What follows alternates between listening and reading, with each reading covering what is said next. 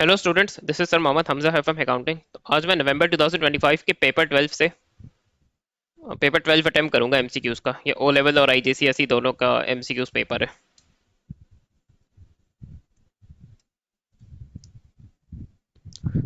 तो इस बार क्योंकि जो ओ लेवल आईजीसीएसई और एएस लेवल के एमसीक्यूज का पेपर बिल्कुल साथ साथ है। थर्ड को एएस लेवल के एमसीक्यूज का पेपर है, 4 जून को आईजीसीएसई और ओ लेवल के स्टूडेंट्स का पेपर है। तो हमारी कोशिश है कि साथ साथ जितनी हो सके वीडियोस कर लूँ मैं, एएस के एमसीक्यूज की भी और ओ लेवल आईजीसीएसई एमसीक्यूज की भी। What is not an example? Not an example of a book keeping entry. तो an entry made in the bank column of the cash book for a check receive।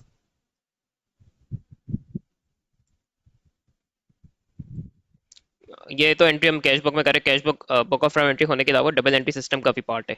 Any good return by customer entered in the sales return journal. बाकी कोई भी book of prime entry cash book और petty cash book के अलावा, that's they are not part of double entry system. तो ये हो सकता है answer. Cost of goods purchased on credit entered in the suppliers account, ये डबल एंट्री की एग्जांपल है। Expenses paid during the year entered in the income statement. अच्छा, income statement part of double entry है। वैसे वो statement form में बनती है लेकिन वो part of double entry system है, इसीलिए ये भी नहीं होगा।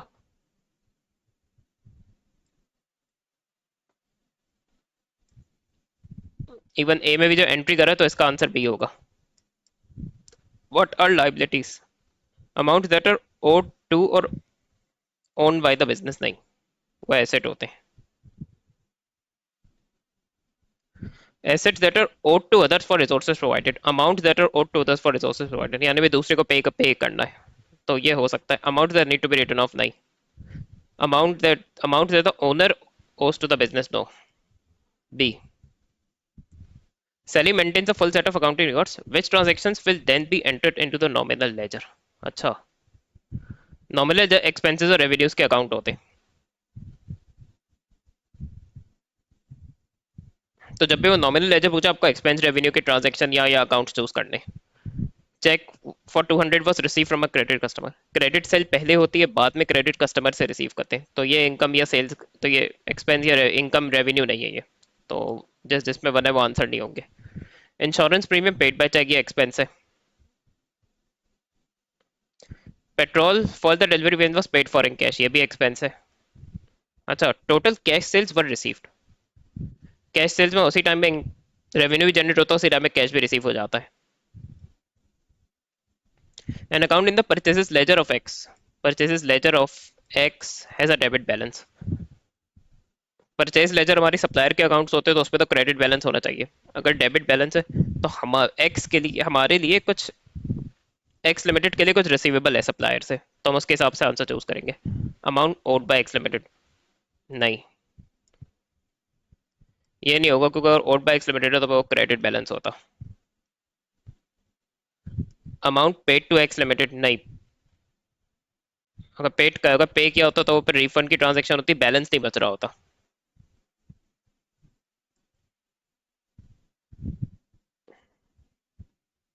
अब prepayment made by X limited. तो जैसे अगर हमने एडवांस में पेमेंट एक्स लिमिटेड ने कर दी, अब सप्लायर से गुड्स या सर्विसेज, गुड्स रिसीवेबल है उसके लिए। टोटल परचेजेस नहीं, परचेजेस क्रेडिट होती है।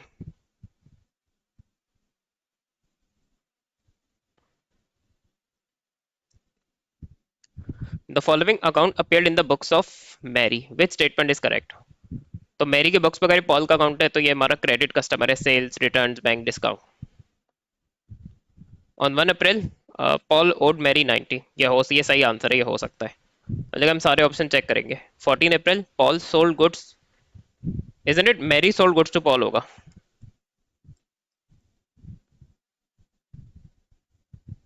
क्योंकि मैं मैरी के लिए पॉल कस्टमर होगा तो मैरी सेल्स कर रही होगी पॉल को।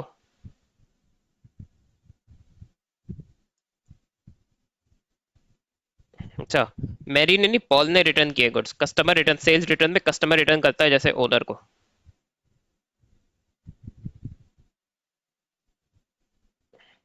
इसलिए, और मैरी और पॉल नहीं, पॉल ओड मैरी 125 होगा। तो ये बात उसने ओपनिंग बैलेंस के लिए सही लिखी है। A supplier received a debit note from a customer.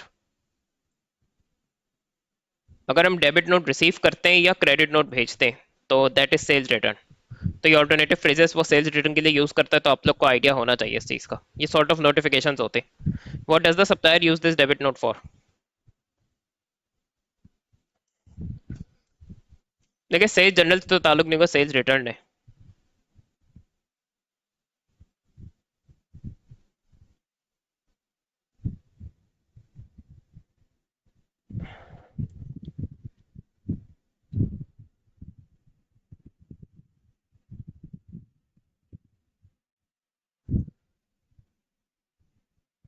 तो अब जब सप्लायर ने उसे हमें डेबिट नोट भेजा है, कस्टमर ने हमें भेजा सेल्स रिटर्न है, तो अब डेबिट नोट रिसीव किया, उसको हम क्रेडिट नोट भेजेंगे। तो इसका आंसर डी होगा।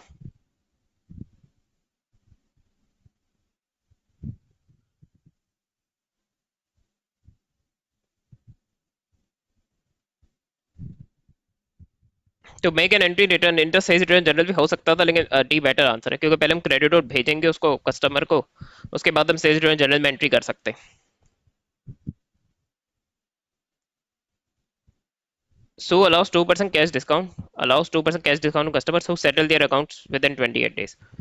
Jane purchased goods for 200 from Sue on 10 September, but returned these goods to Sue on 15 September.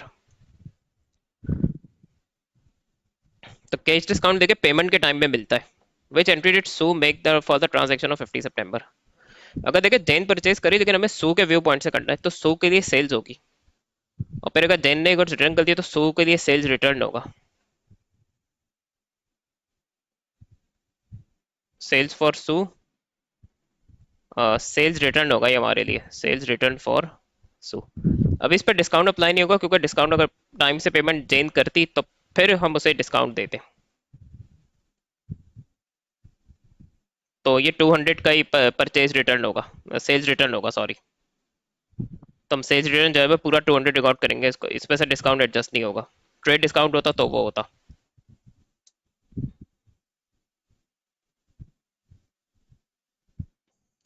A trader prepared trial balance which showed the debit column total of 45,000 and credit column total of, what was the trial balance totals after the correction of errors? अब इसमें उसने ये नहीं पूछा कि suspense का balance क्या था, या उसने पूछा ट्रायल बैलेंस के totals after correction of errors. और वो कह रहा है all errors were corrected and the trial balance totals agree. तो यानी जब हम एरर्स की करेक्शन करें तो दोनों साइड्स इक्वल हो जानी चाहिए। तो उसमें हमें ना एंट्रीज बनानी है, ना हमें सस्पेंस अकाउंट बनाना है, हमें ट्रायल बैलेंस के टोटल्स बेस पे हम करेक्शन करेंगे। और वो आखिर में अगर दोनों इक्वल हो जाते हैं तो फिर मीनिंग आपका आपने ये एमसीक्यू सही किया है। तो ये मैं करके दिखाता हूँ आप लोगों को। तो 8,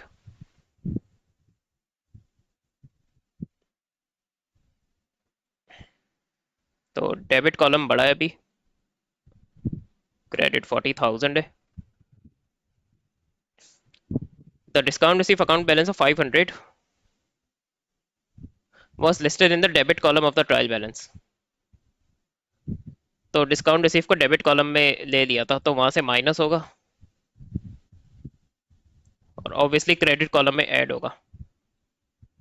फिर return outward was omitted from the trial balance, तो रिटर्न आउटवर्ड अपना क्रेडिट साइड पे आ जाएगा। डेबिट कॉलम ओवर स्टेटेड है 3750 से, तो उसको माइनस कर देंगे। अब इसके बाद दोनों इक्वल सेम आ, दोनों साइड्स इक्वल आनी चाहिए। 45,000 माइनस 500 माइनस 3750, तो दैट इज 40750। 40,000 plus 600 plus 250।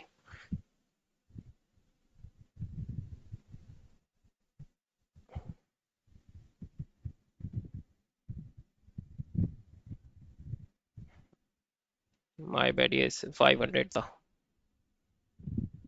तो 40,000 प्लस 500 प्लस 250, तो दैट इज 40750। दोनों साइड्स इक्वल हो गई, तो 40750 आंसर होगा। Ahmed trial balance totals did not agree, इस पे पहले ये देख लिया करेंगे करना क्या है। What was the original balance on Ahmed suspense account? तो ये वो ख्वारी वाले एमसीक्यू होते हैं सस्पेंस के। इस पे एंट्रीज बना के हम सस्पेंस अकाउंट बनाएंगे, सारी वर्किंग यही हो जाएगी आराम से। The following errors were later discovered. A payment for 200 for a vehicle repair had been debited to the motor vehicles account. इस पे रिपेयर डेबिट होगा, मोटर व्हीकल अकाउंट जो है वो क्रेडिट हो जाएगा, तो उस पर सस्पेंस, ये एरर ऑफ प्रिंसिपल है, सस्पेंस का कोई काम नहीं होगा, तो इसको हम इग्नोर करेंगे। अच्छा, drawings of 150 correctly recorded in the cash book had not been posted to drawings account, ये वन साइडेड ओमिशन है, तो टू में ड्राइंग्स डेबिट होगी, और वन अकाउंट का एरर है तो फिर क्रेडिट सस्पेंस हो जाएगा।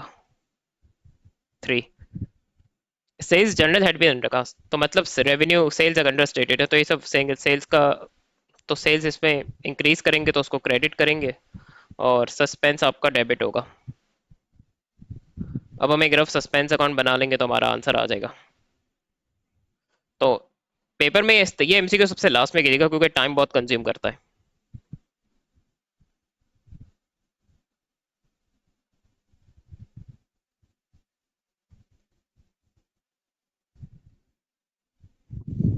तब अगर आप देखें तो उसकी क्रेडिट साइड बढ़ी है, डेबिट साइड सॉरी बढ़ी है, तो 900 में 150 करेंगे तो 750 यहाँ आपका बैलेंस आएगा, जैसे डिफरेंस इन ट्रायल बैलेंस भी कहते हैं। तो यहाँ से अगर आपको डेबिट क्रेडिट नहीं से आपको बैलेंस ही बताना था। Susan is a trader. She received a check from Zahir, a credit customer, for 300. This check was incorrectly debited to Zahir's account and credited to the bank account. तो customer से receive किया तो bank को debit करना था, जाहिर को credit करना था, तो ये एरर ऑफ कंप्लीट रिवर्सल है।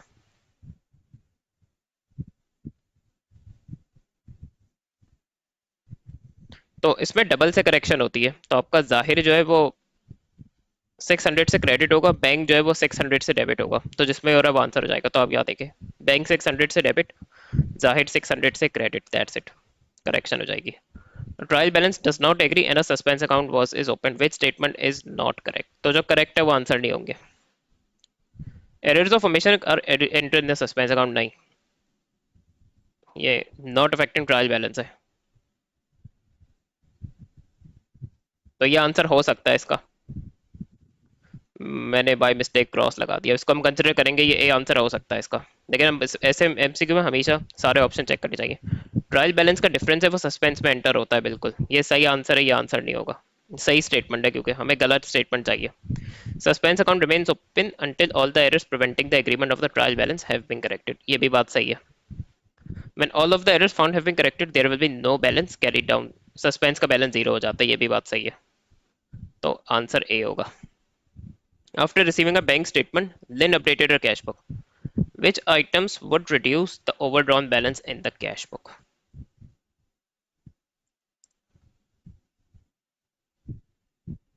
तो इंटरेस्ट रिसीव से ओवरड्राफ्ट डिक्रीज होगा, अगर इंटरेस्ट रिसीव कर रहे हैं। क्रेडिट ट्रांसफर रिसीव यानी कस्टमर से जो भी अमाउंट बैंक में अमाउंट रिसीव किया है, तो बैंक इसको क्रेडिट करता है, हम इसको डेबिट करेंगे अपने अकाउंट पे, तो ये भी डिक्रीज करेगा। पेमेंट से तो बढ़ेगा, तो वन और to.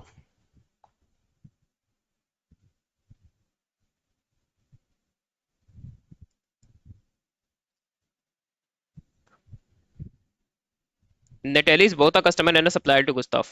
On 28th June, Gustav's account in Natalie's purchases ledger had a credit balance of 295, and his account in Natalie's sales ledger had a debit balance of 140. Gustav wishes to offset amount against the other. Which entries will Gustav make in his control accounts? As level में तो चलो उसने P2 को भी questions में test किया हुआ है कि अब इसमें अगर काउंटर की एंट्री इसी केस में की जाती है कि आपकी एक पार्टी जैसे नेटेली गुस्ताव के लिए कस्टमर भी है, सप्लायर भी है, तो इसी केस में काउंटर की एंट्री की जाती है। अब वहां तो जो है P2 में से क्लियर होता है कि क्या करना चाहिए। आप लोग का मसला है कि ये चीज़ P2 में टेस्ट ही नहीं हुई है बहुत सी ईयर्स में, तो इसमें एक बात याद रखिएगा, आपको डिफरेंस नहीं लेना दोनों का, आपको एंट्री करनी है कॉन्ट्रा की स्मॉलर अमाउंट से। तो इजंट इट स्मॉलर 140, और एंट्री वही फिक्स रहेगी, परचेजेस लेजर कंट्रोल अकाउंट में डेबिट होगा और सेल्स लेजर कंट्रोल अकाउंट में क्रेडिट होगा, और उससे सारे कंट्रोल अकाउंट को चॉइसेस दिए, तो और 140 चूज करेंगे, डिफरेंस नहीं, 140 से PLC debit, SLC credit. Johnny prepared a sales ledger control account. The figures in it came from several different sources. Which statements are correct? Source of the opening balance was sales account. नहीं, sales का तो opening balance होता ही नहीं है, opening में तो receiver show करता है, तो जिसमें वन है वो आंसर ही नहीं होंगे। अब सी या डी में से आंसर होगा। Discount allowed was total in the 3 column cash book, yes that's, ये करेक्ट है। इरिकवरेबल डेट जनरल जनरल से आती है तो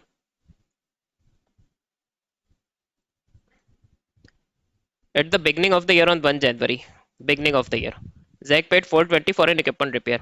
He entered this amount in the equipment account. तो एक्सपेंस को as non current asset treat कर दिया. At the end of the year on 31st December, depreciation of 20% per annum was charged on the balance of the equipment account using the straight line method. What was the overall effect on the book value of equipment on 31st December? Effect on the book value. तो उसने देखे 420 भी दिया हुआ है कि 420 से over state होगा, लेकिन ये आंसर नहीं है. क्योंकि अगर नेट बुक वैल्यू की बात करें तो अगर हमने इसको एज इक्विपमेंट ट्रीट कर दिया था तो हमने इसको पे डेप्रिशिएट भी किया होगा और फिर नेट बुक वैल्यू में इसकी नेट बुक वैल्यू ही ली होगी. तो पहले हम इसका डेप चार्ज निकालेंगे. 420 और स्ट्रेट लाइन है और ईयर बिगनिंग में ही ये इसको हमने एरर कर दिया था, तो पूरे ईयर का डेप्रिसिएशन चार्ज होगा. उसके बाद नेट बुक वैल्यू के लिए इसने 420 माइनस 84 किया होगा, तो ये आ गया होगा 336. तो नेट बुक वैल्यू से ओवर स्टेटेड होगा, कॉस्ट से नहीं. अगर ये पूछता कि overall effect on the cost of the equipment या overall effect on the value of the equipment account, तो फिर हम कॉस्ट को चूज कर लेते. Why does the business need to provide depreciation in its accounting account? Why depreciation पूछा है, what depreciation नहीं पूछा है. Availability of funds non cash है तो ये तो आंसर ही नहीं होगा. To ensure the current assets के कोई लिंक नहीं है, नॉन करंट एसेट पे चार्ज होती है. Record as an expense the amount of non current asset used up during the year. Market value से कोई लिंक नहीं है डेप्रिसिएशन का. इसके लिए ज़्यादा रिवैल्यूएशन होती है जो आप लोग ए लेवल में अगर जो अकाउंट्स लेगा वो स्टडी करेगा. डेप्रिसिएशन मार्केट वैल्यू से लिंक नहीं है. तो जितना नॉन करंट एसेट को यूज किया उतना ही एक्सपेंस चार्ज करना चाहिए. तो एज पर मैचिंग कॉन्सेप्ट ये सही रीजन है. That's one of the reason for charging depreciation. ये जो रीजन हमें मैचिंग कॉन्सेप्ट देता है. An asset originally costing 20,000 had been depreciated by 15,000 when it was sold for 3,000. Entry shown will be shown in the disposal account to record the amount to be transferred to the income statement. तो उसने ये पूछा कि income statement में debit होगा या credit होगा, यानी गेन या लॉस ऑन डिस्पोजल. उसने पूछा है कि इसको डिस्पोजल अकाउंट में डेबिट करेंगे या क्रेडिट करेंगे. तो पहले तो आपको डिस्पोजल अकाउंट बनाना है सीधा सा.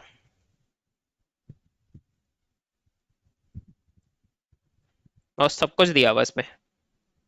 तो कॉस्ट 20,000 है. प्रोविजन फॉर डेप्रिसिएशन और एसेट को बेच के 3,000 रिसीव किए. 15 और 3 20 नहीं बनेगा, डेबिट साइड बढ़ी है तो आपका लॉस होगा. तो 20 माइनस 15 माइनस 3 करेंगे तो दैट विल बी 2,000. और लॉस जो है वो यहाँ डिस्पोजल अकाउंट में क्रेडिट होता है, इनकम स्टेटमेंट में डेबिट होता है. अब उसने 2,000 के दोनों दिए हुए, तो देखिए वो इनकम स्टेटमेंट में तो डेबिट होगा लेकिन डिस्पोजल अकाउंट में वो क्रेडिट होगा, इसलिए आंसर ए होगा. Why should prepaid income be shown in the financial statements of a business?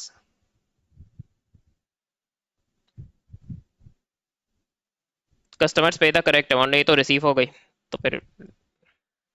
So that payments to credit suppliers, income का लिंक जो है सप्लायर से नहीं होगा. So that statement of financial position shows the correct current assets, ये हो सकता है. लेकिन प्रीपेड इनकम तो करंट लायबिलिटी है, तो वहां भी इनवैलिड ऑप्शन यही हो जाता है. So the total income is match against the total cost. Main देखिए इसमें ये आता है कि एक्रूअल ऑफ प्रीपेमेंट्स के एडजस्टमेंट हम मैचिंग कॉन्सेप्ट के अकॉर्डिंग में करते हैं, तो इसलिए सबसे बेस्ट ऑप्शन यही है यहाँ.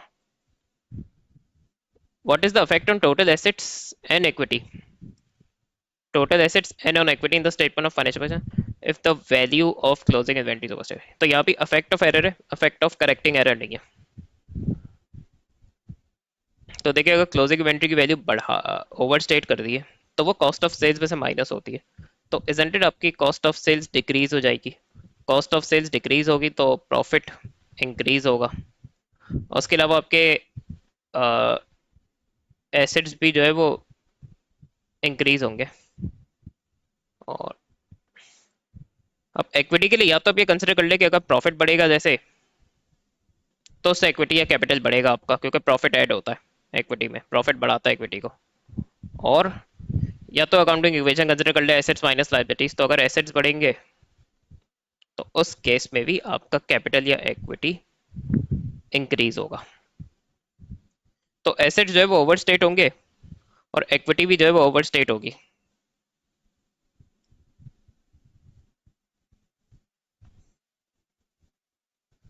Who works in a service business? Hairdresser तो होगा ही होगा, तो यानी सी और डी तो आंसर ही नहीं है। Estate agent, estate agent property sale नहीं करता, बल्कि बायो सेलर को लिंक करता है मोर, उसका कमीशन चार्ज करता है। कार मैकेनिक भी होगा। अच्छा, कार सेल्स पर्सन बड़ा क्लोज है, लेकिन ये कि car sales person car sale कर रहा है, गुड सेल कर रहा है, तो वो सर्विस में नहीं आएगा। तो 1 2 3 है और 1 2 है। तीनों ही आपके, हेयर ड्रेसर भी, स्टेट एजेंट भी, कार मैकेनिक भी, तीनों आपके सर्विस पे आते हैं। At the beginning of the year on 1 January, Keith owed 1500 commission. During their Keith received 1800 commission. At the end of their Keith was owed 800 commission by clients. तो commission के opening closing accrued दिए हुए और जो receive किया वो दिया हुआ है। इसमें अगर हम रफ कमीशन अकाउंट बना ले तो how much commission did Keith record in his income statement for the year ended December. Closing सिर्फ दिया हुआ तो मैं रिकमेंड करता हूँ कि प्लस माइनस पे कर लो आप लोग, लेकिन अगर जैसे ओपनिंग भी दिया हुआ है तो स्टूडेंट, बीइंग स्टूडेंट आप लोग के लिए बेहतर है कि आप लोग टी अकाउंट बनाएं, क्योंकि प्लस माइनस पे सिली मिस्टेक का चांस बहुत हाई होता है।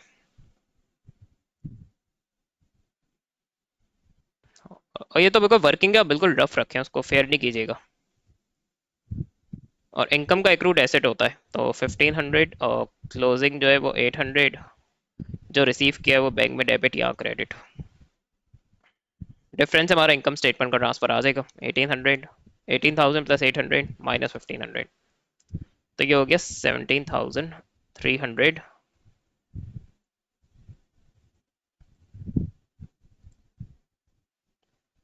Jack and Jill are setting up a business partners and considering writing up a partnership agreement. What is not included in any partnership agreement drawn up by them? Interest on drawing agreement का part होगा। Interest on a loan from partner, ये भी आपके agreement का part होगा। अच्छा, rate of interest to be paid on a loan receive from a bank. अब bank loan का तो इंटरेस्ट रेट बैंक सेट करेगा, तो ऑब्वियसली वो पार्टनरशिप के एग्रीमेंट का पार्ट नहीं होगा। लेकिन अब डी भी देख लेते हैं। Rate of interest to be paid on the capital invest, interest on capital भी एग्रीमेंट का पार्ट होगा। तो सिर्फ यही बचता है। Raj and Rohit are in partnership sharing profit and losses in the ratio of 2:1. Raj is entitled to an annual salary of 3,000. The profit for the year was 14,100 for the year ended December 2024. On 1 January 2024, Raj's current account had a debit balance of 1,800.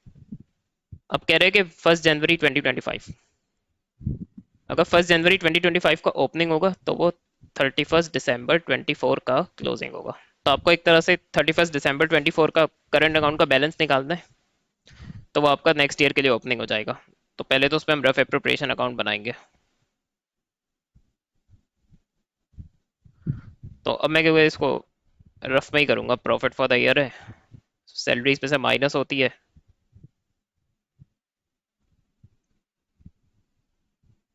तो उसके बाद ही हमारा residual profit आ जाएगा। तो 14,100 minus 3,000, तो ये होगा 11,100।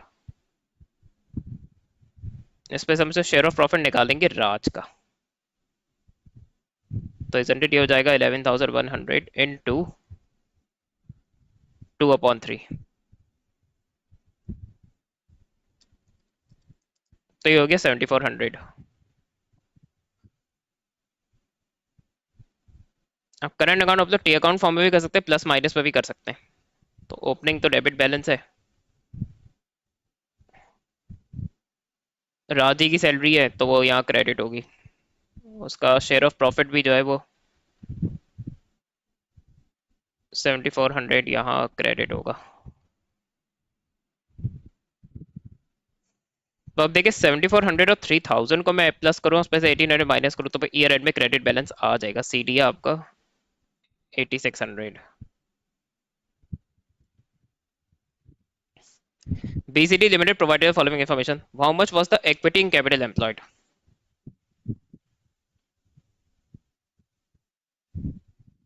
तो इक्विटी जो है वो आपका शेयर्स और रिटेन्ड अर्निंग होगा, और कैपिटल एम्प्लॉयड में इक्विटी का total plus non current liability debentures. 500 plus 170, तो ये हो गया आपका 670,000। तो ये आपका ऑप्शन डी में। Which statement correctly describes called up share capital. तो ये वो टॉपिक है जो आपका P2 में बिल्कुल ही टेस्ट हुआ, आपके सिलेबस में इंक्लूड हो गया था 2020 में, और ये MCQs में ही पूछा हुआ इसने। तो एट टाइम्स कंपनी इन्वेस्टर्स को अलाउ करती है कि वो शेयर्स के लिए इंस्टॉलमेंट्स पे पे कर ले। तो जब भी जो इंस्टॉलमेंट की अमाउंट ड्यू होगी, amount due on investors for shares, तो वो कॉल्ड अप शेयर कैपिटल होता है। तो हम इसके हिसाब से आंसर चूज करेंगे। All share capital which has been issued, नहीं, ये इशूड शेयर कैपिटल होगा, उसने कॉल्ड अप पूछा है। जब सारे इंस्टॉलमेंट्स रिसीव कर लेते फिर हम इस शेयर इशू करते हैं। रूल ये, जब तक इंस्टॉलमेंट्स वो दे रहे जब तक हम उन्हें शेयर इशू नहीं करते। Shares which have been issued and those have been issued not, ये भी नहीं हुई तो स्टूपिड चॉइस है बहुत ही। Share capital for which payment has been requested, ये इस पे फिट बैठ रहा है डिस्क्रिप्शन में। Value of payment has, payment अगर रिसीव हो गई है ना तो फिर वो पेड अप कैपिटल कहलाएगा। जैसे सपोज करें जो अमाउंट ड्यू है या इंस्टॉलमेंट है वो रिसीव हो गई, तो फिर वो पेड अप शेयर कैपिटल कहलाएगा। A sports club was established on 1 January. It has a clubhouse and also runs a snack bar for its members. Which items should be included in the receipt and payment account for the year ended December? ये bank account होता है club का, तो उस पे जो cash receive किया, cash पे किया बोलेंगे। New furniture used in the club house paid by credit transfer.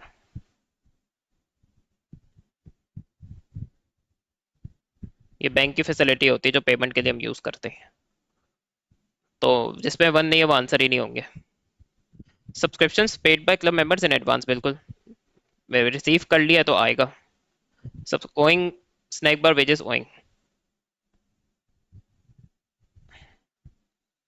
तो ये एक्रूड एक्रूड है, तो यानी रिसीव नहीं किए या पे नहीं किए, तो इसका कोई यूज नहीं होगा।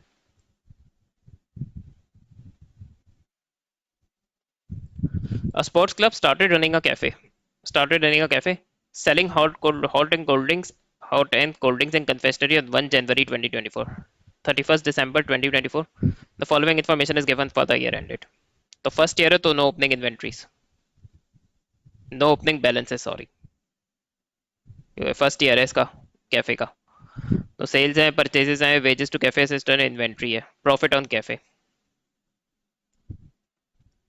तो उसमें हम इसका रफ जो है वो इनकम स्टेटमेंट बनाएंगे, और उसे बिल्कुल रफ रखिएगा। तो 3200 सेल्स है, और देखिए सर परचेजेस काफ़ी नहीं होगा कि हम डायरेक्ट उसको माइनस कर दें, क्योंकि उसने क्लोजिंग इन्वेंट्री भी दी हुई है, तो हमें प्रॉपर कॉस्ट ऑफ सेल्स निकालनी है। ओपनिंग इन्वेंट्री नहीं होगी, परचेजेस है 1750, और कुछ दिया हुआ नहीं, क्लोजिंग इन्वेंट्री है 250, तो ये हमारी पहले प्रॉपर कॉस्ट ऑफ सेल्स आएगी। तो 1750 माइनस 250, तो ये हो गया 1500। तो ये हो गया जीपी 1700।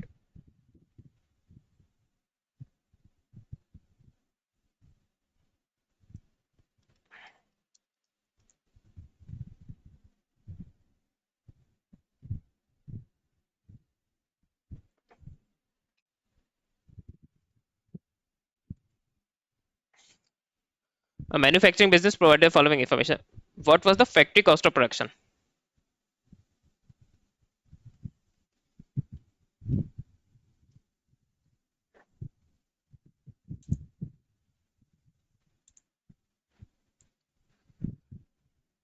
देखिए तो आपका सिंपल है, ये प्लस होगा, ये प्लस होगा, ये प्लस होगा, ये माइनस होगा, तो आपका आंसर आ जाएगा। तो 236 प्लस 42 प्लस 8 माइनस 6। अब ये फॉर्मेट आपको याद होना चाहिए मैन्युफैक्चरिंग का। वर्क इन प्रोग्रेस के बाद फाइनल कॉस्ट ऑफ प्रोडक्शन आती है। तो Jem has been business for many years. On 1st March Jem purchased a new factory. On that date he paid 3 months insurance on his factory totalling 900। What should Jem enter for insurance in his statement of financial position on 31st March। तो उसने income statement करनी, उसने balance state SOF balance sheet के लिए पूछा है कि 31st March को क्या लेगा। तो अगर हमने 1st March को 3 months का इंश्योरेंस पे कर दिया है, और हमें 31st March के हम फाइनेंशियल स्टेटमेंट बना रहे हैं, तो इसका मतलब 2 months प्रीपेड है। एक महीना तो चले करंट बनते हैं मार्च आपका, तो उसका तो एक्सपेंस अवेल या इंकर हो जाएगा, बाकी 2 months एडवांस है। तो और 900 आपकी 3 months की पेमेंट है, तो उसे डिवाइड बाय 3 करें, मल्टीप्लाई बाय 2 कर दे, आपका प्रीपेड आ जाएगा। तो ये 600, और एक्सपेंस का जो प्रीपेड है वो एसेट होता है, तो 600 इन करंट एसेट्स।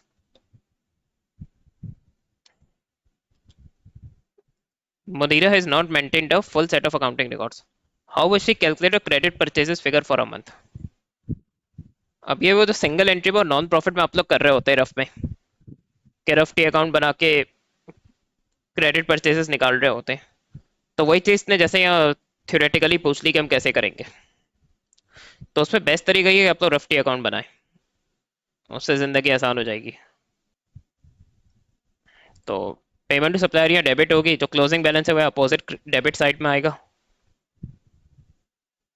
अच्छा, डिस्काउंट रिसीव जो है वो भी आपका डेबिट साइड में ही आएगा, ओपनिंग आपका अपोजिट साइड में होगा, और यही सेम वैल्यूज दी हुई है। तो जिस ऑप्शन में ये कह रहा होगा कि bank plus discount receive plus closing balance minus opening balance, वो आपका आंसर हो जाएगा। तो अगर हम यहाँ देखें तो payment to supplier plus balance CD plus discount receive minus opening, तो उससे डिफरेंस से हमारी परचेसेस आ जाएगी। जैसे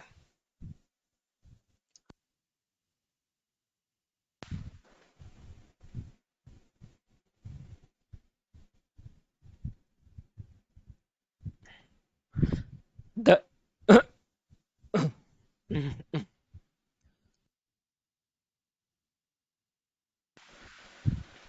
the assets of a business increased by 22,000 and liabilities decreased by 6,000 over a 1 year period.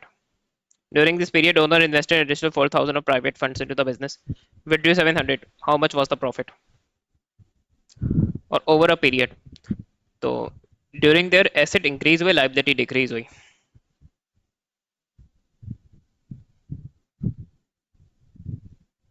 तो एसेट के बढ़ने से और लाइबिलिटी के कम होने से आपका कैपिटल बढ़ेगा। तो उससे हम ये निकाल पाएंगे कि ओवरऑल इंक्रीजिंग कैपिटल क्या है। तो ये पहले मैंने इसके लिए अकाउंटिंग इक्वेशन यूज करी,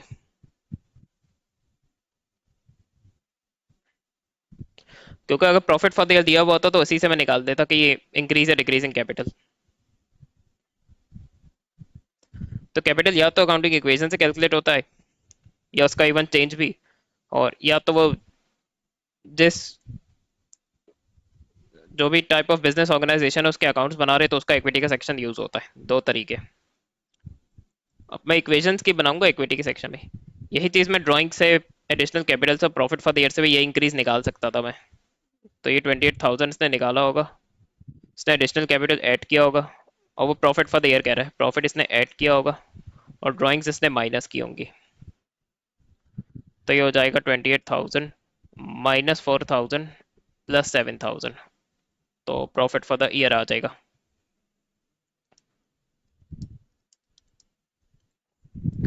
तो हमारी पी एफ वाई हो गई 31,000, और फिर ये अप्रोच है इक्विटी सेक्शन।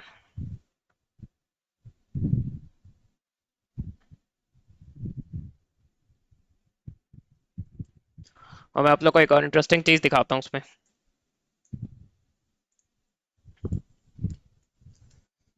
तो अब देखिए, जैसे एडिशनल कैपिटल 4,000 का है, प्रॉफिट फॉर द ईयर 31,000 का है, और ड्राइंग से 7,000 की, तो उससे भी देख ले आपके इक्विटी का इंक्रीज जो है वही 28,000 आया।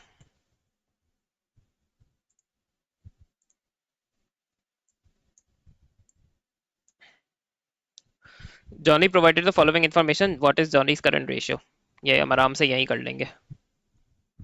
तो इन्वेंट्री उसके करंट एसेट में आएगा, कैश उसके करंट एसेट में आएगा, ट्रेड रिसीवेबल उसके करंट एसेट में आएगा, और बाकी पे बैंक ओवरड्राफ्ट उसकी करंट लाइबिलिटी है, और ट्रेड पेबल भी उसकी करंट लाइबिलिटी है। इन नंबर से हमारा आ जाएगा। तो 3500 प्लस 100 प्लस 2400 प्लस 1900 प्लस 2100।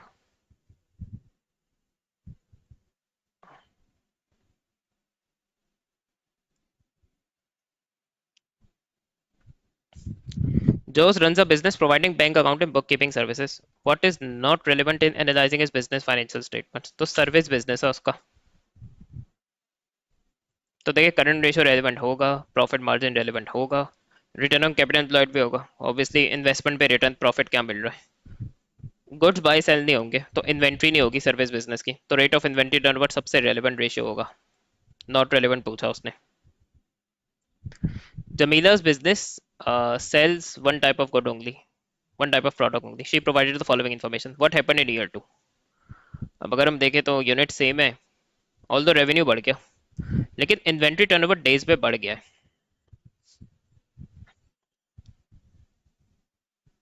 तो डेज पे अगर इन्वेंट्री टर्नओवर है तो लोअर द बेटर होगा।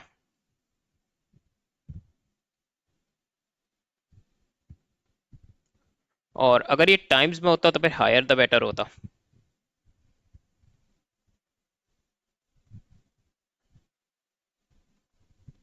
तो डेज बढ़ गए, इसका लाइक वर्स हो गया इन्वेंट्री टर्नओवर। तो उसका ना गुड्स बाय करके सेल करने में ज़्यादा डेज लग रहे हैं ऑन एवरेज। तो उसके हिसाब से हम ऑप्शन चूज करेंगे। अच्छा, इसने हर ऑप्शन में सेलिंग प्राइस भी कहा हुआ है, तो हम चेक करेंगे कि सेलिंग प्राइस क्या है।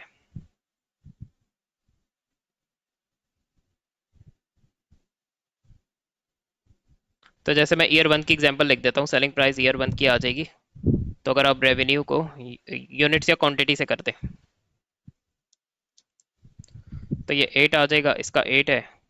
और इसके लिए अगर आप 10,800 को डिवाइड बाय 1000 कर दें तो इसका 10.8 बनेगा। तो इसका ना सेलिंग प्राइस इंक्रीज हुई है। तो जिसमें सेल्स प्राइस डिक्रीज कर रहा है वो आंसर नहीं होंगे, सी और डी में से आंसर होगा।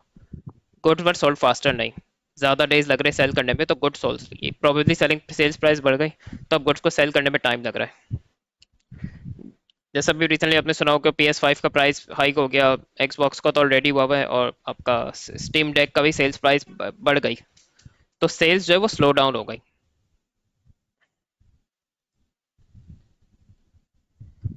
Antionite decides to treat a calculator bought for a large business as an expense instead of a non-current asset, even though it will be used for several years. Which principle did Antoniette apply in deciding the account for the calculate in deciding to account for the calculator? अब पैसे तो non current asset है, multiple years use होगा, लेकिन अगर amounts के लिए business के लिए बहुत माइनर है तो वो उसे उसका ट्रीटमेंट चेंज करके उसे एज एक्सपेंस ले सकती है। क्योंकि माइनर वैल्यू के आइटम पे डेप्रिसिएशन कैलकुलेट करना, एफर्ट करना वर्थ इट नहीं होगा। वैसा तो कैलकुलेटर बेनिफिट देगा नहीं जितनी उसकी डेप्रिसिएशन कैलकुलेट करने में और रिकॉर्ड कीपिंग में एफर्ट होगी। तो ये फ्लेक्सिबिलिटी मटीरियलिटी कॉन्सेप्ट अलाउ करता है।